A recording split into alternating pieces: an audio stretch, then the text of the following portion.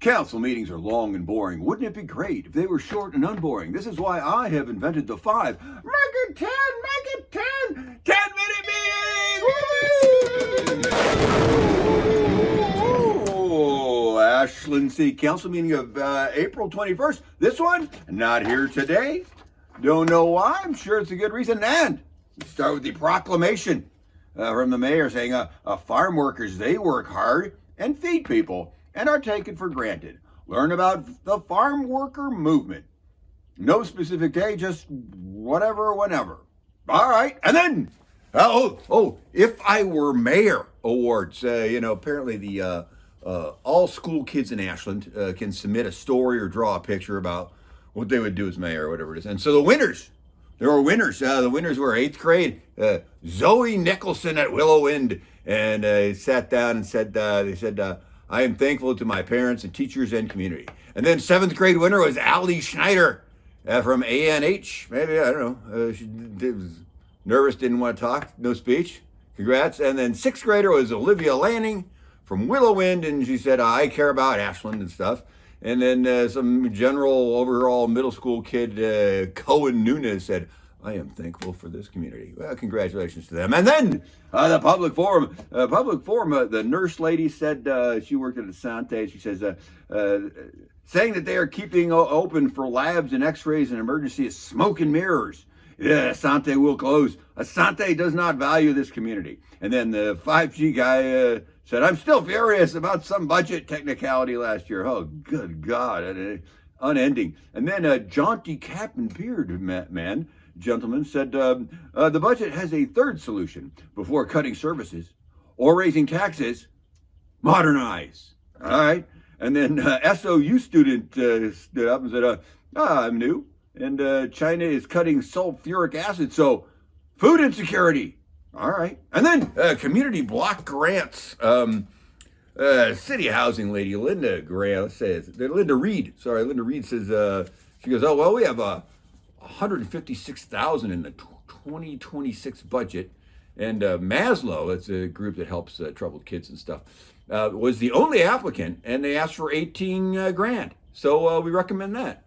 And remember, 85% of that money of the 156,000 must be used on capital projects, which is building things, And so there's more of that non-building money left to give, but we can roll that over to next year if we don't want to give it out. So that's how much money is that? Brandon Goldman, the planning king, planning, runs down and hands her a slip of paper surreptitiously. And she looks at it, she goes, oh yeah, $22,699 is the amount we have available to give out if we wanted to. And then this guy goes, hey, so can we just give Maslow all of that money?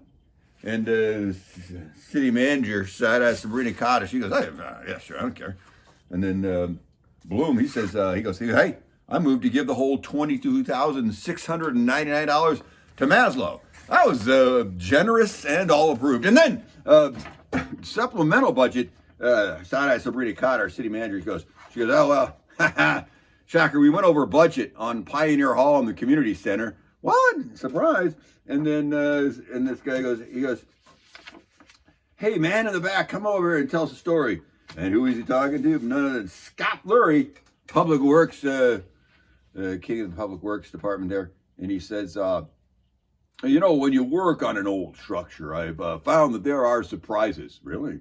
The builders told us at the beginning, when they gave us their bid, he goes, we're going to find a lot of expensive changes. So you better have some extra money just laying around to spend on this. And so we learned that.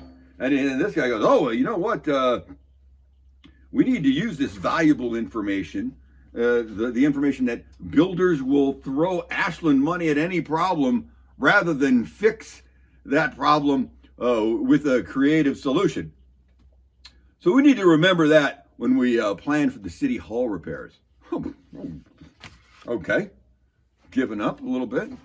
And then this one goes, hey, this $200,000, how much do we have in this contingency fund if we're giving away $200,000? And Bryn Morrison, the temporary finance director, she says, we got $2.5 million just sitting there. Oh, This guy goes, oh, so the 200,000, that's pretty easy. Let's do that. And then he goes, yeah, so I move to approve give that 200,000 from the general fund, contingency fund, into a paying for these overages. And that was all approved. And then a construction contract for sewer pipeline liner. Scott Fleury's back and he goes, hey, here's a video of old sewer pipes. And then a video of sewer pipes with that new liner. Look, no spalling. Well, isn't that exciting? So this is slightly more expensive than expected. I think it was $650,000, and now it's $900,000. But look how clean the video is. And then this guy goes, where did he go? Where did that guy go? Here he is. He says, look, this guy goes, hey, he goes, this is cheaper, right, than to completely repipe. And this guy goes, oh yeah, 3 times cheaper than completely repiping. And then this guy says, so who's checking the work on this? You know,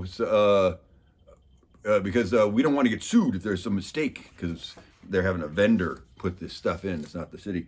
And then this guy goes, oh, the vendor's giving us a 1-year warranty, but it should last 25 years minimum, but only 1 year of warranty. Good enough. This guy says, all right, I moved to do this, and they all approved it. And then the social services grants, housing lady Linda Reed's back. She says, hey, there's a $99,000 available for the next biennium for social services grants, and there are 0 questions. There are 10 groups asking for money, and it was all split up between the 10. And this guy says this, he goes, hey, I moved to pay all these groups. That's all good. Did Aura get most of the money? Of course they did. They got $25,000, and the rest was split between the other peoples. And then housing trust fund, AKA marijuana money. Linda Reed, she's in charge again, and she says there were 4 applicants, 4 applications from 3 groups. One group applicanted twice.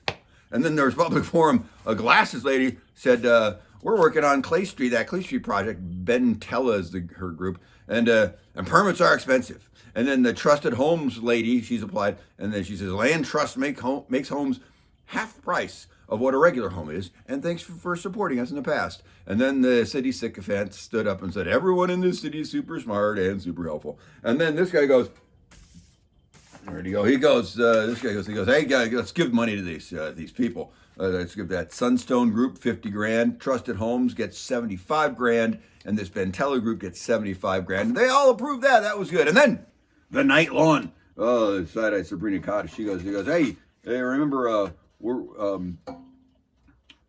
she says, last week, we changed the hours from 3 p.m. to 10 a.m. Extended hours there on the light lawn. So, but now, tonight, the idea is before you is we'll change those hours again to 4:30 p.m. when they're allowed back in the night lawn, and 8 a.m. kicked off the night lawn. And then Police Chief Ty O'Mara, who loves you, baby, he says, given the criminal activity on the lawn recently, this is becoming a legally chronic nuisance property. He's talking about the night lawn back there. He says, police don't want to manage the night lawn, but there's no one else. No one's doing it, so we're going to do it. So we're looking at Grants Pass and Medford. We need to reset the campers and make them leave and come back every day. That's important to do. And when we had short hours, campers only had time to set up tents and then sleep and then take down tents. And that worked better because giving people time to sit around outside their tents in the afternoon allows them to bother each other, and they get in fights. And then there's public forum, and the former ponytail advocate lady said 10 a.m. Gives time for the disabled to get off the lawn. And then the former naked counselor said, we need incentives for people getting off the lawn instead of fines. And we spend too much on police. He hates the police. And then a red-headed lady said, communication is important, and summer will create so much heat that there will be fewer tents out there. And then a weird hair guy said a lot of words that seemed to say, I'm off my meds. And then this guy, at the end of public forum, this guy goes, well, is it true that off the lawn at 8 ends up being 10, and if we say get off the lawn at 10, that usually means 12? And then Police Chief Ty O'Mara says, Yeah, cops don't want to be like going hard on these homeless by writing tickets at 8:01.